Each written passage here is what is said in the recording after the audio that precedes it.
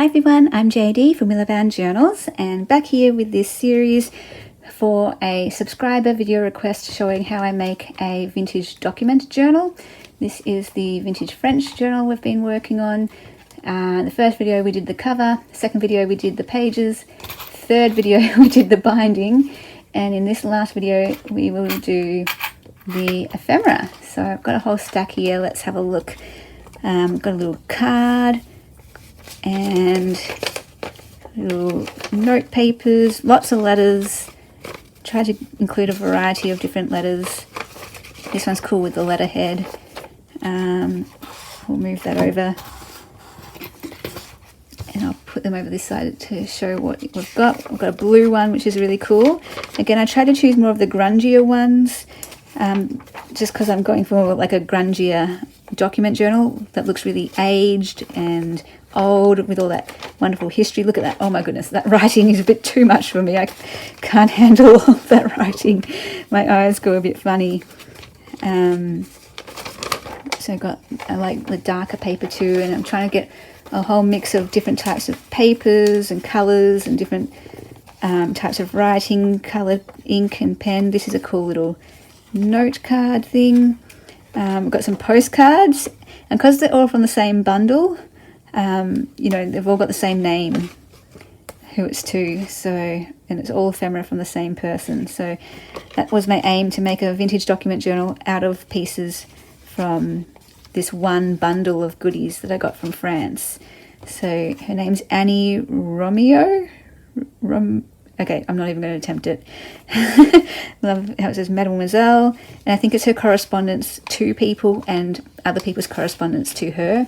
So her name appears a lot in these. This one's got a lot of diagrams and different things.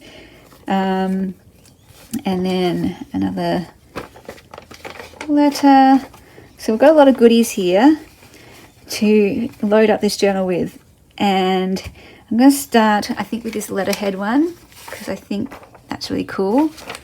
And I'm going to fold it naturally how it folds. So I want to put that one in this letter, I think, in this envelope, like that. So we'll tuck that in there. And then over here, I think I want to stick this postcard in this pocket. And I want it poking out as well, so you can see the layers. Now I'm going to go, I usually start with the biggest ephemera first, because you know, once you get to the smaller pockets, you can't fit big ephemera in it. So I try to get the big ephemera done first, so that there's definitely places for them to go. So I'm just looking here and thinking about the biggest ephemera. So which one's biggest here? I think this one's the larger one. So, oh, that might be too large actually, so I might have to fold that like that. This one looks like it might fit. Just. So, but again, I like how it peeks out. So that one's cool, and it really folds out, you know, it's a huge sheet of paper. So that's a good one to go in there too. Like I try to put more of the bigger pieces, like the more special pieces, in the cover pockets. And now for the rest, I want to add these pockets, and I usually do go work symmetrically so that we can get something maybe similar in each pocket. And the same kind of thing, now that I'm going with the smaller pockets, I want to make sure I can fit in smaller pieces here. So I want to add things like these ones, like that. Cool. And then I have another smaller piece here that I can use with this one. And then I can find this one here. And I'm running out of smaller pieces, I think. But once I fold them, these ones are great because they open up 4 times. So I might see if I can fit that one here. It's just very tall. And then I was thinking for my envelope pages, I could add like a postcard or an envelope. This is super grungy. I might not. This one has a letter in it, which is really cool, so I might save that one. So I might do something like that, because I've already got script on the back, so I feel like I don't need, I mean I could do that. Script and script. Yeah, okay, let's just do that. And then for this envelope, I could, that might be too big.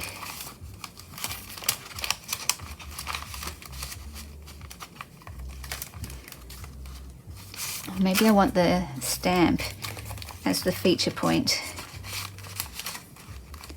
the focal point.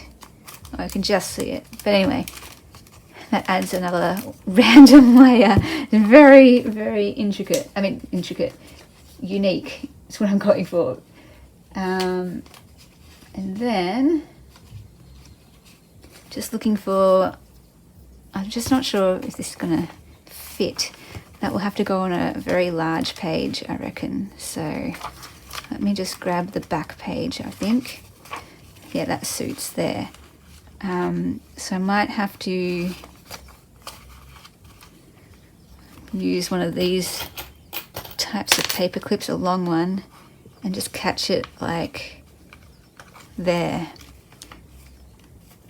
Yeah, that'll have to do. And maybe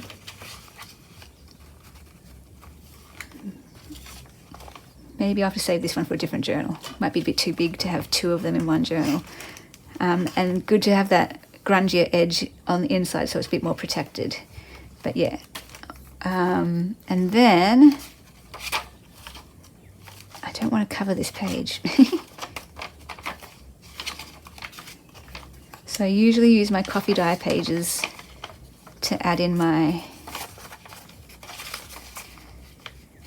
oh, I could do something like this too. So it's on both sides.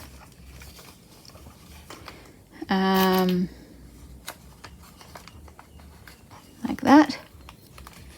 Actually, yeah, I don't know if I want this many different pieces. It's a bit much, it's a lot. I definitely want something here though. So I could do the same thing, open that out. Oh, maybe not, it's a little bit too wide, but I can maybe catch that edge and just let it poke out a little bit. And maybe use one of these.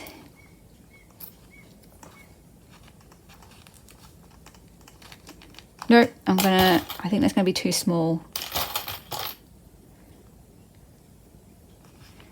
to reach and catch, like it's a large piece, so I don't want it to open up. So that one can go there.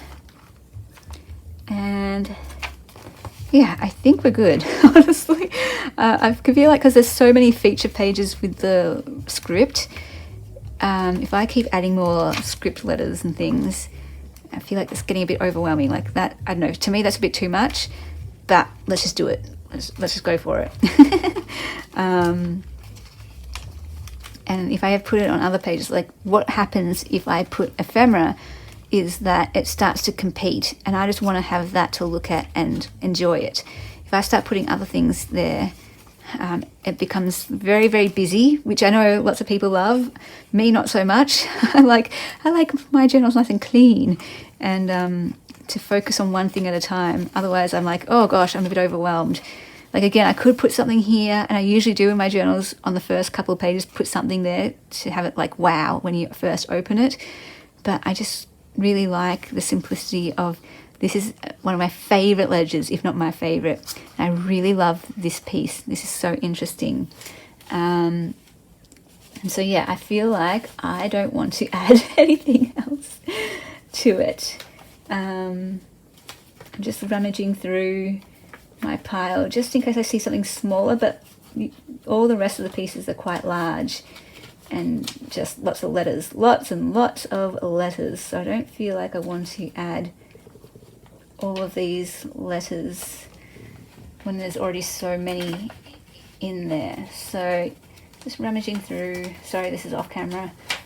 Yeah, that's not going to work, I don't think. So we're going to leave it like that, and that's okay. It's still got a lot happening. There is a lot happening in here. And look at that. Oh my goodness. Look at that. And I know I've got lots of other vintage French ephemera. that I could definitely use, but they're from different bundles, and my heart was set on only using things from this one bundle. And since it's mostly just the letters left over, yeah, I feel like that's great. That is great. Like, there's some really special pieces, like the letter inside this envelope, this big page here, the postcards, and of course the letters. There's so many letters. And of course this beautiful piece. So yeah, I really enjoyed making this journal. I hope that fulfilled the subscriber request.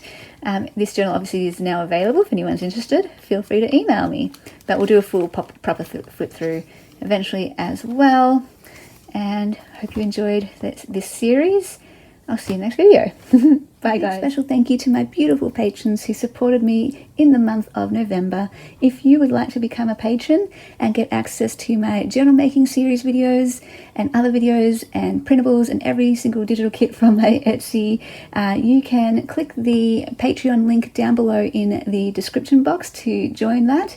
If you would like to become a YouTube member where you get access to extra videos and member requested videos right here on YouTube, not over on my Patreon website, then there is a join button you can click below this video but above the description box. And if you're looking for some journaling inspiration or something to kickstart your journaling, I also have a whole bunch of journaling courses, including the Intentional Life course, and that I run all year long for anyone who would like to join. So the information is down below for that in the description box as well. And those are all different ways that you can support what I do here over on YouTube and with Willowbound Journals.